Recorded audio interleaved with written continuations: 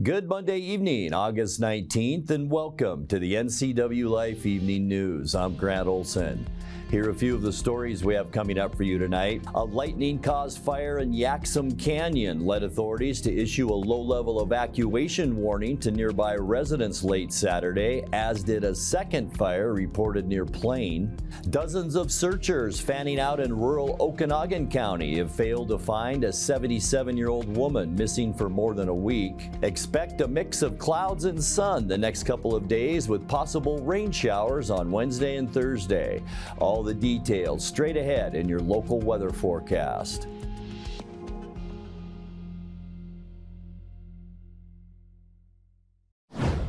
Gunfire broke out Friday night during the Grant County Fair, injuring 2 teenage girls and leading to the arrest of a 15-year-old Wenatchee boy.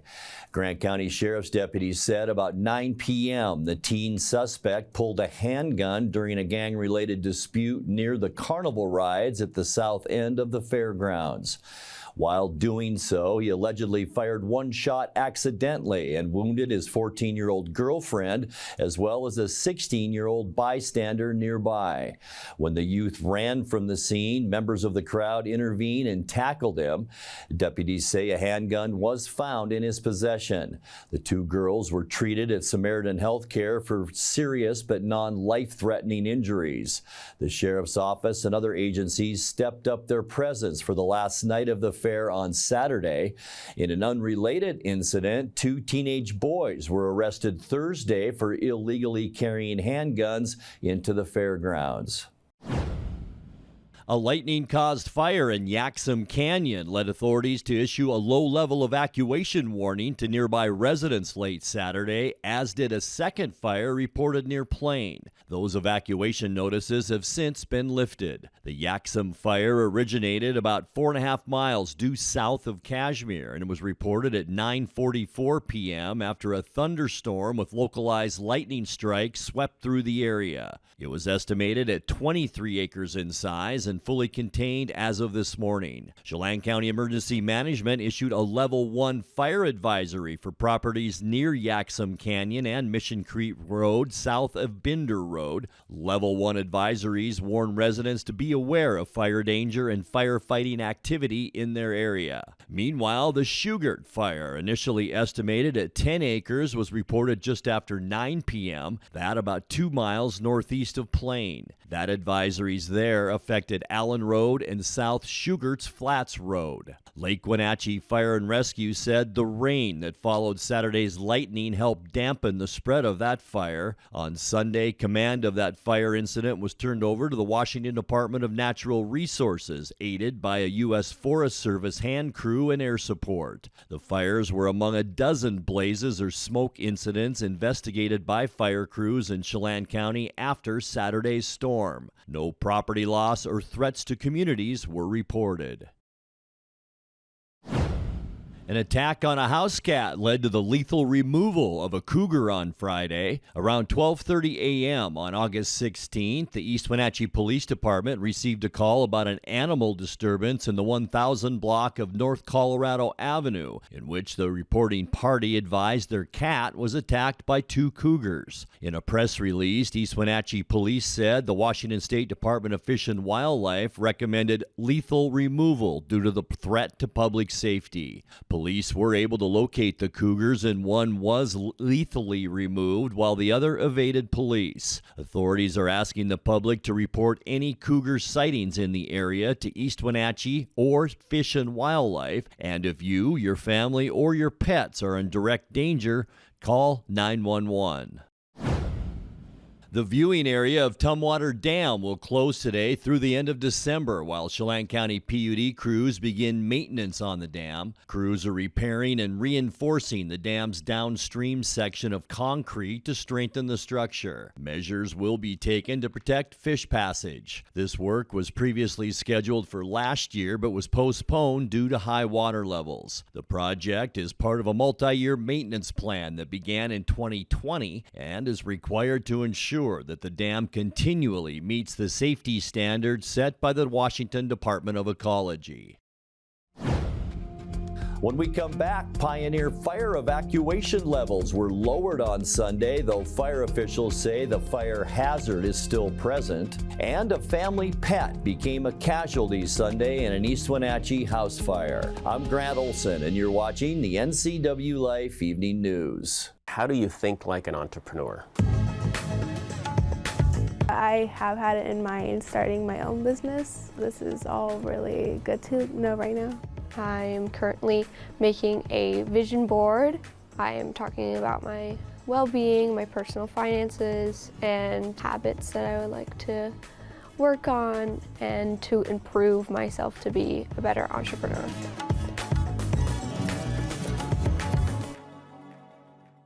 Are you tired of getting less for your money? At Abby's, our founders placed over 100 slices of pepperoni on a giant pizza, and 60 years later, they haven't changed a thing. Order real value at abbys.com. Right now, fresh and juicy tomatoes are in season. That's why Abby's is celebrating summer with a special pizza covered edge to edge with beef and Canadian bacon. And if you want it covered with fresh tomatoes, they'll do that too. Enjoy Abby's August special pizza at a very special price. There's no place like home, because home is where we're totally comfortable. It's where we can be ourselves and let our guards down. It's where we make memories, and we're always imagining new ways to keep it totally comfortable. Carrier, total comfort, totally happy. Turn to the experts, Carrier and Alpine Air. Heat and air, call Alpine Air. Pioneer fire evacuation levels were lowered on Sunday, though fire officials say the fire hazard is still present. Evacuations were lowered to level 1 from Adams Point south towards Camas Creek, and while Stehekin was downgraded to level 2, the area is only open for residents and property owners. In a video update this morning, Sergeant Jason Reinfeld with Chelan County Emergency Management said people interested in going to the area will not have fuel access at the Stehekin dock as it's reserved for firefighting efforts. Incident Commander Lonnie Click with Northwest Team 3 joined Reinfeld in the update and explained the status of the fire. You know, the risk is still not gone. The hazard of the fire still exists. We do have uncontained lines still. We're working diligently to try to, limit and mitigate the spread up the Stehekin Valley as we move forward, but we haven't completely taken that hazard away from the folks. So, that's why we've only went to a level 2.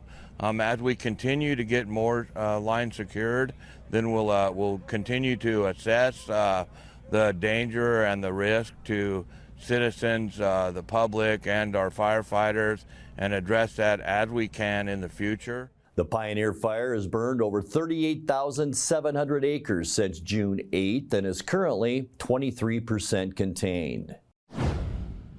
Dozens of searchers fanning out in rural Okanagan County have failed to find a 77-year-old woman missing for more than a week. Lucy Burns of Wakanda has been unaccounted for since August 10th when she took her 2 dogs for a walk near Grouse Springs Road. She was last seen about 1.5 miles from her residence and traveling toward home. The Okanagan County Sheriff's Office said today that despite a large-scale Saturday search by air, as well as ground searches that involved dogs, motorcycles, and ATVs, she has not been found. Search and rescue personnel from multiple counties participated in the search, and a total of 93 people took part. Burns is the subject of a silver alert that's been active since August 11th. Anyone seeing her is asked to call 911.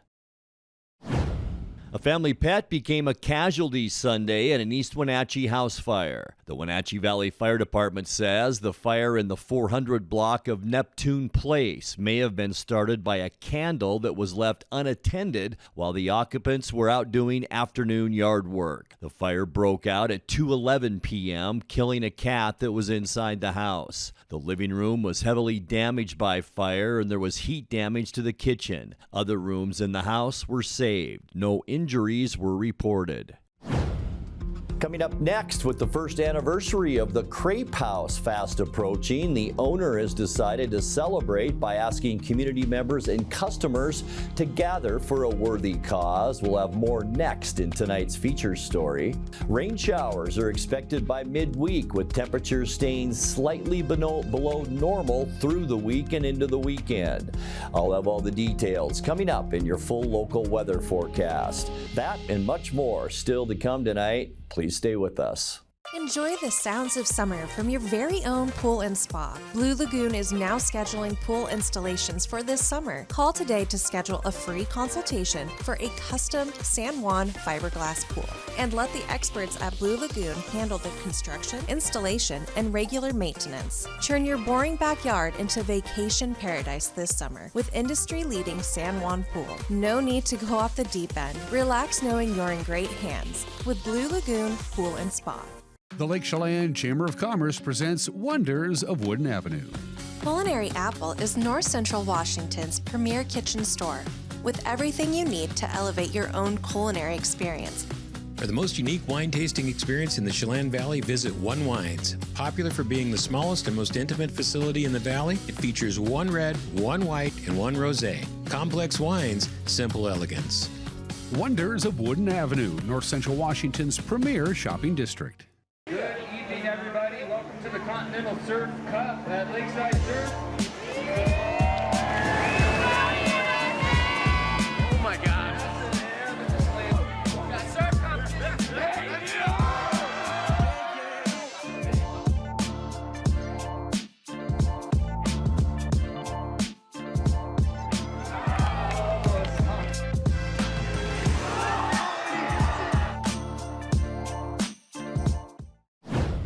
With the first anniversary of the Crepe House fast approaching, owner Carlos Corrales has decided to celebrate by asking community members and customers to gather for a worthy cause.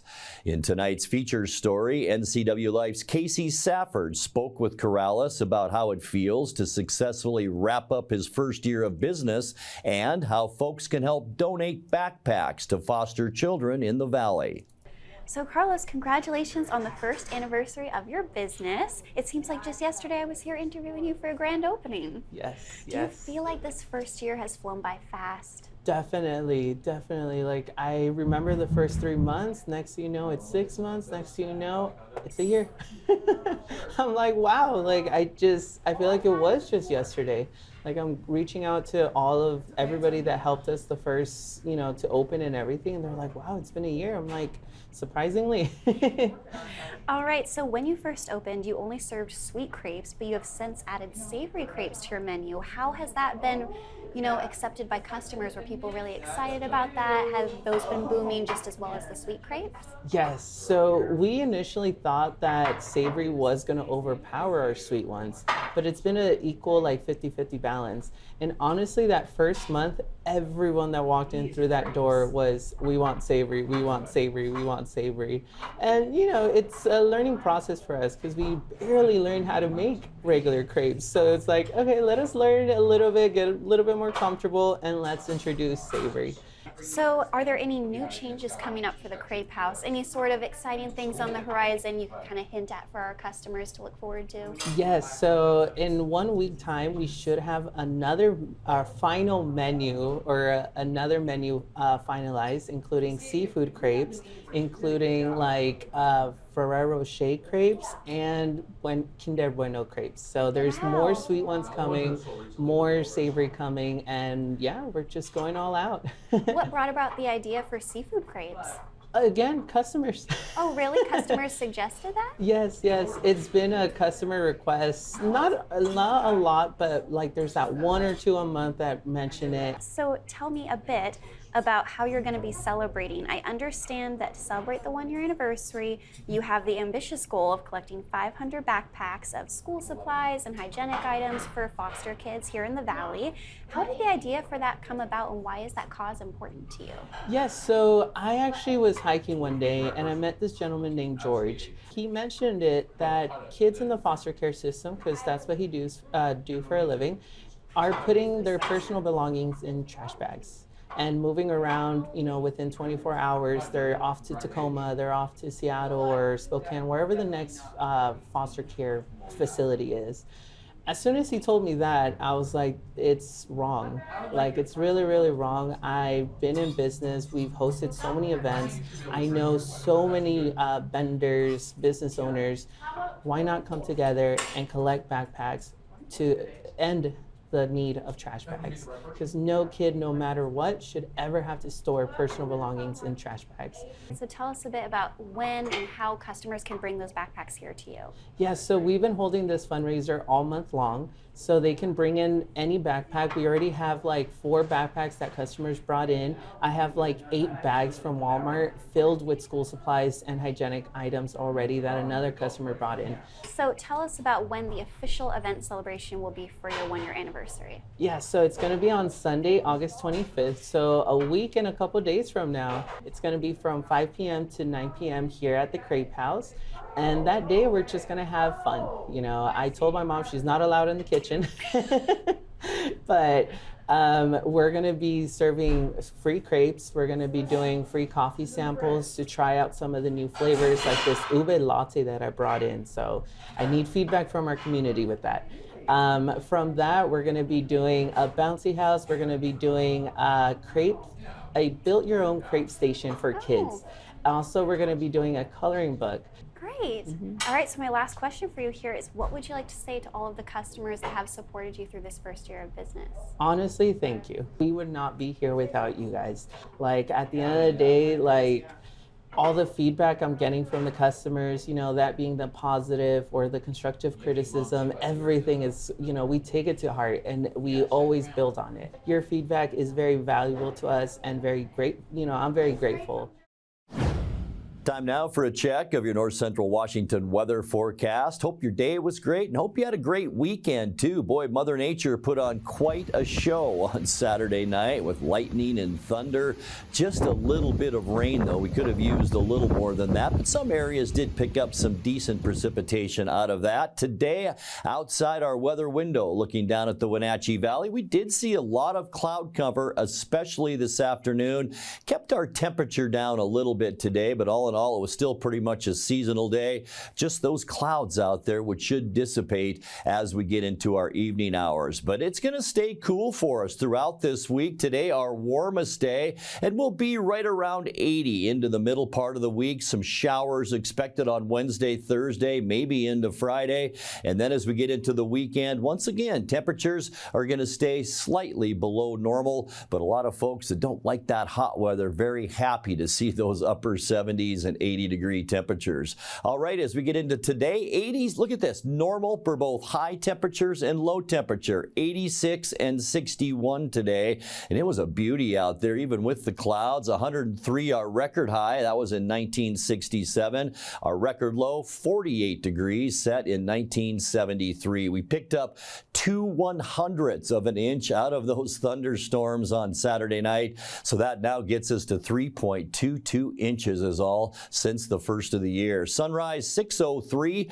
and the sun sets tonight at 8:04. All right, temperatures for your Tuesday, and they will be cooler, a little bit cooler than today. Lower 80s, Moses Lake and Ephrata, also Quincy, about 81 for Wenatchee into Entiat, a little warmer in Chelan and up into Omak. Omak will see about 84 tomorrow, 77 in Lake Wenatchee, 79 for Leavenworth tomorrow, and 80 the high temperature for you folks in Kashmir. So very, very nice, comfortable weather as we make our way into the end of August. Tonight, mostly clear skies. A little ridge of high pressure is still trying to hold on, but this is the area of low pressure that will begin to really develop as we make our way through the week. Partly cloudy for Tuesday and a little bit cooler as we talked about. High temperatures right around 80 degrees for many of us throughout our viewing area in north central Washington.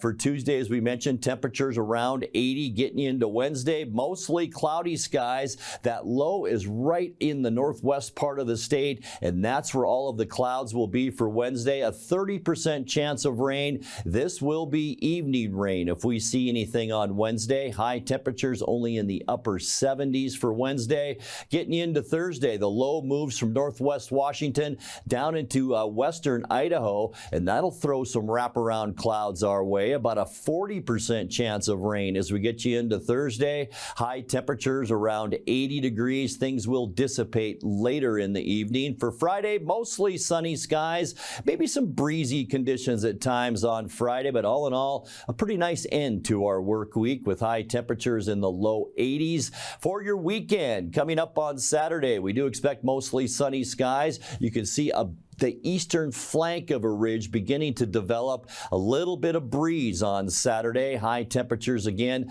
right around that 80-degree mark, so it's going to be a nice start to our weekend. We could see more of those breezy conditions as we get into Sunday as well. In fact, it might be downright windy on Sunday. Partly cloudy skies. High temperatures again pretty consistent into those lower 80s. All right, your 7-day forecast now. 59 overnight tonight, 81 tomorrow.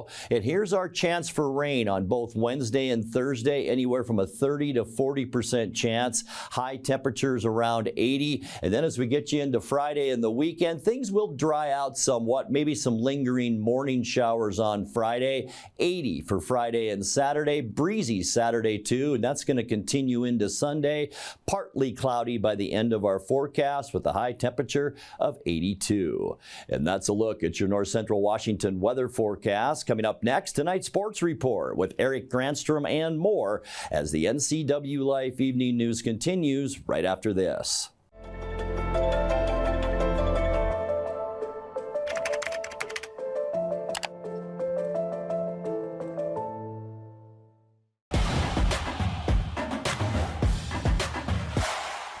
Happy Monday. The Wenatchee Apple Sox lost a heartbreaker Friday in the West Coast League Championship. Portland scored 2 runs in the bottom of the 9th inning to walk off with its first ever league title, 6-5. It was a back and forth contest throughout, with Wenatchee taking a 5-4 lead in the top of the 9th.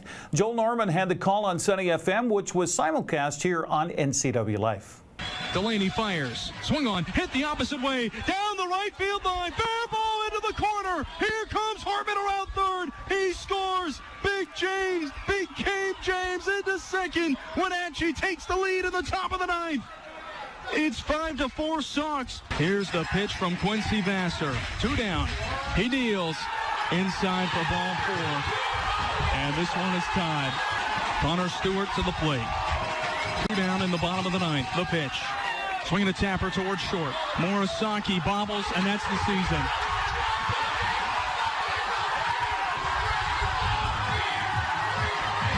James Castagnola delivered a couple hits, including the go-ahead knock in the 9th. Quincy Vassar was the hard-luck loser in his final game in a Wenatchee uniform. Dan will have a season wrap-up interview with Joel coming up Wednesday on the NCWLIFE channel. Well, Haley Van Lith was in town for a quiet couple days last week before graduating Friday from LSU. While here, Haley was kind enough to sit down with us and for an exclusive interview.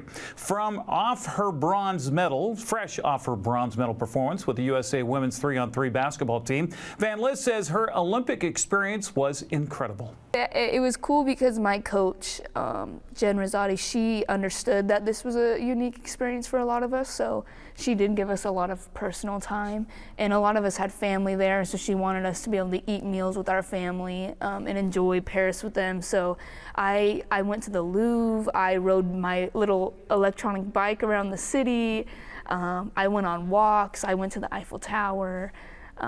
Obviously, on the opening ceremony, we went down that Seine River and had that experience in the pouring rain. And actually, I got sick after that. You did? Yes, I got very sick. I had like the flu almost. So that sucked. But the opening ceremony was such a cool experience. Like I was right at the front of the boat next to LeBron and Coco and like all these amazing athletes, and it was a very surreal moment. So even though I got sick, I would still do it again if I had to.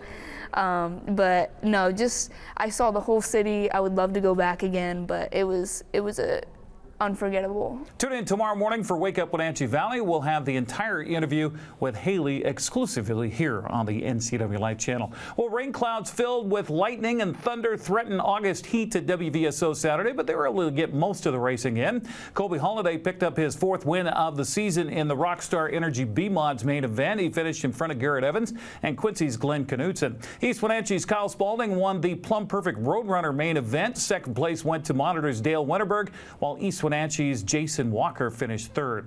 A guest class Saturday night at WVSO, the WMRA Midgets. Olympia's Garrett McLean took the checkered flag, followed by Spanaway's Tony Seidelman and Spokane's Tony Berry. Michael Duman picked up a win in the Northwest Vintage Modifieds main event. The Chehalis driver finished in front of Renton's Vince Conwell and Gig Harbor's Carl Cheth. 2 Wenatchee drivers were back-to-back on the podium in the B&T Towing Youth Roadrunner main event. Caleb Gill is 5 for 7 in his final races this season after finishing in front of Kellen Ingram and Ephrata's James Harmon. Super Oval will take a few weeks off before the Bump to Pass Boat Race Destruction Night, September 7th. Go to WVSO.com for information and tickets. The Mariners snapped a 5-game losing skid with a 10-3 win in Pittsburgh Sunday. Seattle finally broke out of an offensive slump with Cal Raleigh starting the effort with a first-inning 2-run home run. That's a bullet. That's a rocket. It ain't going in the Allegheny, but that'll work too. A 2-run homer by Cal Raleigh here in the first inning, and the Mariners jump on top early. 2-0 Seattle. Big Cal, home run number 27, RBIs 77 and 78. Hey now. Who else would it be to take some of the pressure off of the offense than Cal? Top of the order, here's Victor Robles. See what it does. Here's a 3-2 pitch. We're going to find out right there. Down into the corner. Cruising home is Rojas. Rivas, Manny waving him. Here comes Leo. Here's the cannon throw from O'Neal Cruz. And it's dropped by the catcher. Joey Bart moving to third is Robles, and the Mariners off to a fabulous start here. A 4-0 lead in the second inning. Josh Rojas, the leadoff. Rojas, Rivas, and Robles. 15. Scuffling this year. 0-2 with the White Sox and 0-2 here with Pittsburgh. Michael A. Taylor, ball slicing on him. He's on the track. Goal! Josh Rojas makes it a 5-0 lead for the Mariners as he leads off the 4th inning with a bang. It's a 3rd home run for the Mariners in this 6-game roadie. And his own couple of comebackers. He's trying to get something out of the infield here. That's cranked pretty well.